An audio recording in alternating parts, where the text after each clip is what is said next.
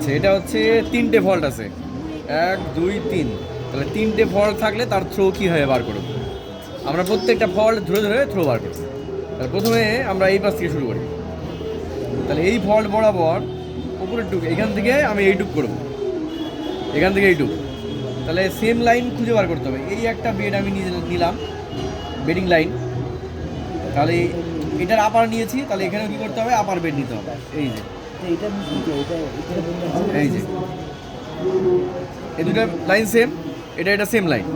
এবার আমাকে strike line টানতে হবে। তাহলে এটার উপরে স্ট্রাইক লাইন টানবো এই বাঁ পাশে। হ্যাঁ, পেন্সিল।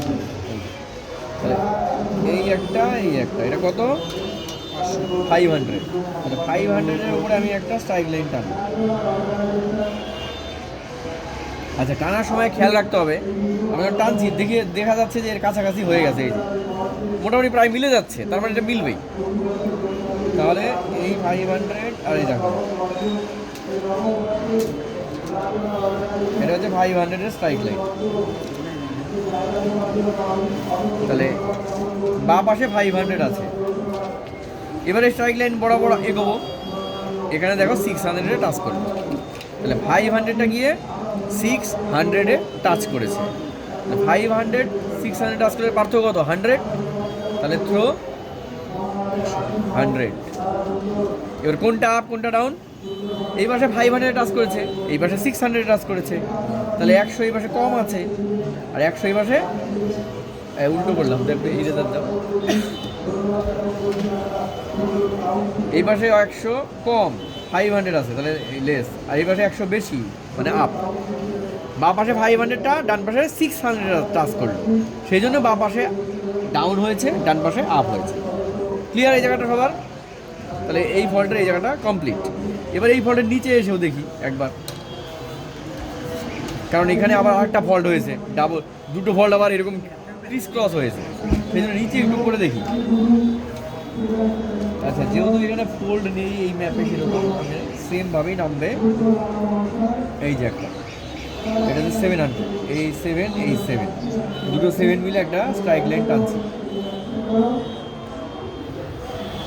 এই যে টানলাম। তাহলে এই ডান পাশে 700 দেখো, এই 7। এবার এই স্ট্রাইক লাইন বরাবর যাচ্ছি যাচ্ছি যাচ্ছি, আমার সেম বেডিং লাইন লাগবে। সেম বেডিং লাইন কীভাবে বুঝবো, এই বেডের এইটা হচ্ছে লোয়ার বেড, আর এখানে এটা হচ্ছে লোয়ার বেড। সেম লাইন পেয়ে গেলাম। তাহলে দেখো 700টা গিয়ে আমার 600-এ টাচ করেছে। এই পাশে ডান পাশে আছে 700, বাঁ পাশে আছে 600, ডিফারেন্স 100। উপরে যা হয়েছে নিচেও তাই হলো। তাহলে 100 ডাউন 100 আপ। তাহলে এইখানে থ্রো হচ্ছে 100। তাহলে এই লাইন বরাবর 100 ফিট থ্রো। এবার চলে যাই এই বেডে অথবা এই বেডে, এটাতেই যাই। তাহলে এটার যে লাইন, এটা হচ্ছে সেম লাইন, এটা সেম, এটা সেম। ঠিক আছে, তাহলে আমরা এটা করি, অন্য কালার দিই। কী কালার দিই, এটা দিচ্ছি আমরা, এইখানে দিই।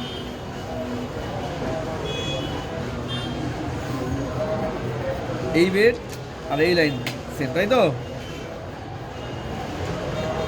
নিচেরটা নিলাম, ওপরে নিলে ওপরের। এবার এক জোড়া স্ট্রাইক লাইন টানতে হবে। যেহেতু নিচের বেডে নিয়েছি, তাহলে আমি নিচের বেডে স্ট্রাইক লাইন টানবো। এই 200, এই যে একটা 200-এর স্ট্রাইক লাইন, আর একটা 300 স্ট্রাইক লাইন, আর এই পাশে টানবো একটা। আচ্ছা, এখানে 200 আর এখানে 300। তাহলে ফল্টের বাঁ পাশে সেম লাইনে এক জোড়া স্ট্রাইক লাইন টানলাম। এবার যেহেতু স্ট্রাইক লাইনটা এই বেডকে টাচ করবে না কখনোই, অনেকটা নিচে আছে, সেই জন্য আমাদের দ্বিতীয় পদ্ধতি ব্যবহার করতে হবে। তাহলে কি করলাম, বাঁ পাশে এক জোড়া স্ট্রাইক লাইন টানলাম, ফল্টের বাঁ পাশে। যে লাইনের উপরে এক জোড়া স্ট্রাইক লাইন টানবো, ডান পাশেও সেই বেডের যে কোনো একটা স্ট্রাইক লাইন টানতে হবে। তাহলে ডান পাশে এই যে সেই বেড, সেই বেডিং লাইন, এই বেডিং লাইনে হয় 200 টানবো, না হয় 300 টানবো, যেটা ইচ্ছা আমার। আমি 200-তেও টানতে পারি, 300-তেও টানতে পারি। ঠিক আছে, তাহলে বাঁ পাশে এক জোড়া টেনেছি, ডান পাশে একটা। অথবা ডান পাশে এক জোড়া, বাঁ পাশে একটা, same bedding line, same bed. তাহলে এই বেডের এই নিচেরটা নিয়ে থাকলে এই বেডেরও নিচেরটাই আমি নিলাম। বাঁ পাশে এক জোড়া টানলাম, টানার পর ডিভাইডার দাও। আমি ফল্ট বরাবরই গিয়েও বের করতে পারবো। তাহলে এই ফল্ট বরাবর গিয়েও আমি ক্যালকুলেশন করতে পারবো। তাহলে দেখো, এই স্ট্রাইক লাইনটা হচ্ছে 200, এটা 200, একটু নিচু করো, এটা 200, এই স্ট্রাইক লাইনটা কত 300। তাহলে মান কোন দিকে বাড়ছে? 200 থেকে 300, এই দিকে, মানে এদিক থেকে এদিকে মান বাড়ছে। তাহলে 200, 300, তারপরে গেলে হবে 400, তারপরে গেলে হবে 500। তাহলে এখান থেকে এখানে আসলে 500 হওয়ার কথা, মানে ডান পাশে 500 হওয়ার কথা। আছে কত? 200। এই যে 200 স্ট্রাইক লাইন এটা। তা ডিফারেন্স কত? 300। তাহলে থ্রো হচ্ছে 300, ঠিক আছে? থ্রো তাহলে 300। তাহলে এইভাবে আমরা বের করবো। আরেকবার আমি বলে দিচ্ছি, এটা একটু বড় করে দেই। এই যে, তাহলে বাঁ পাশে এক জোড়া স্ট্রাইক লাইন টেনেছি, ডিরেকশন নিচের দিকে। তাহলে বাঁ পাশের কাউন্ট করতে করতে আসবো ডান পাশে স্ট্রাইক লাইনের মান কত সেটার সঙ্গে মেলাবো। তাহলে বাঁ পাশে এই ছিল 200, এই ছিল 300। তাহলে 2-এর থেকে 3 বাড়ছে। তারপরে যদি এদিকে যাই 400, আরও যাই 500। তাহলে এই স্ট্রাইক লাইনটা 500 হওয়া উচিত, কিন্তু আছে কত? 200। সেই জন্যে এই পাশে হয়ে গেছে ডাউন, এই পাশে হয়ে গেছে আপ। 300 ডাউন, 300 আপ, ঠিক আছে? এটা গেল দ্বিতীয় ফল্ট। এবার তৃতীয় ফল্ট, মানে এই ফল্টটা। তাহলে এই ফল্টে আমার কি করতে হবে? আমি যদি এই লাইনটা নেই, এই যে রেড, তাহলে এই ওপরে রেড নিতে হবে, এই যে ওপরে। তাহলে ওপরেই নেই, অসুবিধা নেই, যে বেডেই টানো না কেন তোমার মিলবেই। তাহলে এক জোড়া লাগবে আগে। আচ্ছা, আমি বাঁ পাশে অথবা ডান পাশে এক জোড়া টানতে পারি। তাহলে এটা 500, এই একটা 600।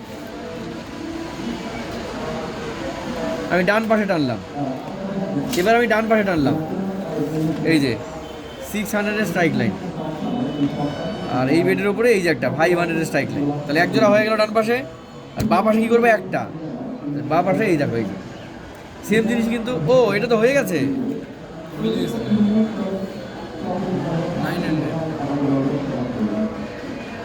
এটা কত? ও, এটা মিলে গেছে, বাস। আমাদের আর হিসেব করতে হচ্ছে না, ফার্স্ট লতেই হবে। 5, 6, 7, 8, 9, এটা হচ্ছে 9। এই জায়গাটা হচ্ছে 9। তাহলে ফল্টের বাঁ পাশে এই জায়গাটা 9, আর ফল্টের ডান পাশে 500। এই দেখো, এই যে আমার এই রেড লাইনের যে বেডিং লাইন, এখানে আমি এই যে 500 একটা স্ট্রাইক লাইন টেনেছিলাম, এটা 500। এই স্ট্রাইক লাইন বরাবর আমি ফল্টকে পার করে বাঁ পাশে গেলাম, গিয়ে যাচ্ছি, প্রথমে টাচ করলো এই নিচেরটা তো আমাদের টার্গেট না, আমাদের টার্গেট উপরেরটা। তাহলে এবার মান এখানে নেই, তাহলে আমি খুঁজে বার করবো। এটা 5, এটা 6, এটা 7, তাহলে এটা 8, এটা হচ্ছে 9। তাহলে এই স্ট্রাইক লাইনটা এখানে টাচ করলো 900-এ। একটু নিচু করো, তাহলে এখানে 900-এ টাচ করলো। তাহলে দুটোর মধ্যে পার্থক্য কত? 5 আর 9, 400। তাহলে এই বেডের থ্রো হচ্ছে 400। এবার আপ ডাউন কোনটা আপ কোনটা ডাউন? এই পাশে 5 আছে, এই পাশে 9 আছে। তাহলে এই পাশে 400 আপ, এই পাশে 400 ডাউন। তাহলে এইভাবে আমরা থ্রো বার করবো। এখানে 3টে ফল্ট আছে, 3টে ফল্ট লাইনের থ্রো আমরা এইভাবে বার করবো। ঠিক আছে? কারো কোনো কোশ্চেন আছে? তাহলে এবার নিজে নিজে করো, তাহলে বুঝতে পারবে কী ঘটনা।